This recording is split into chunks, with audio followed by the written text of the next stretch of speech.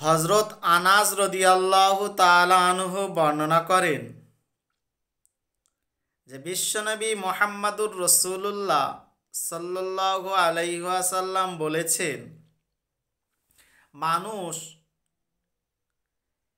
ঈমানের মিষ্টতার স্বাদ অতক্ষণ পর্যন্ত পাবে না যতক্ষণ পর্যন্ত তিনটে কাজ সে না করবে।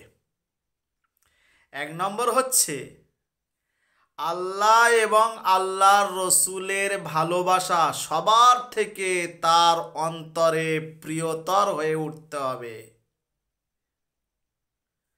দুই নম্বর হচ্ছে কোনো কাজ করবে, কাউকে ভালোবাসবে আল্লাহ এবং আল্লাহর রসুলের উদ্দেশ্যে।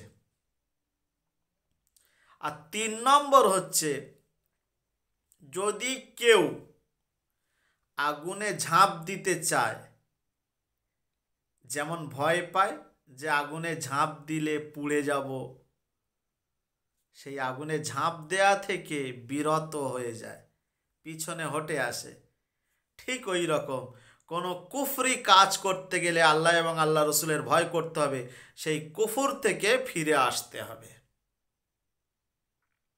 হযরত আবু সাঈদ খুরদি রাদিয়াল্লাহু তাআলা আনহু বলেন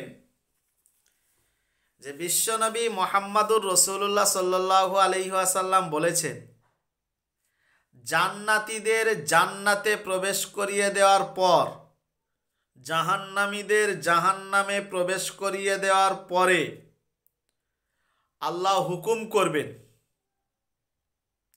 যে দেখো ফেরেশতা,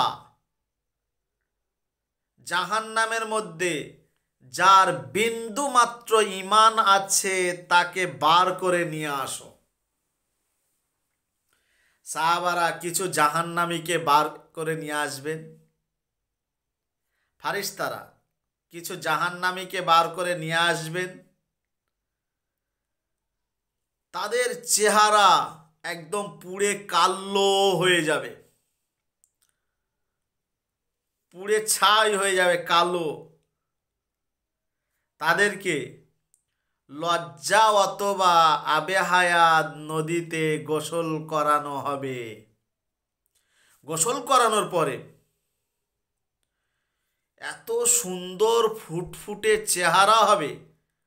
বিশ্বনবী মুহাম্মদুর রাসূলুল্লাহ সাল্লাল্লাহু আলাইহি সাল্লাম সাহাবাদেরকে বলছেন, সাহাবারা তোমরা জানো বীজ পোতার পরে বৃষ্টি হলে কি সুন্দর বীজগুলো অঙ্কুরিত হয়।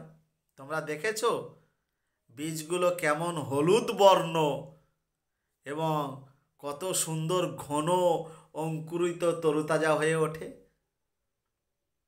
ঠিক তাদের চেহারা ওই রকম সুন্দর তরুতাজা হয়ে যাবে। তারপর তাদেরকে ফাদাখালাল জান্নাত, জান্নাতে প্রবেশ করানো হবে। সুবহানাল্লাহ। রাহুল বুখারী, বুখারীর বর্ণনা।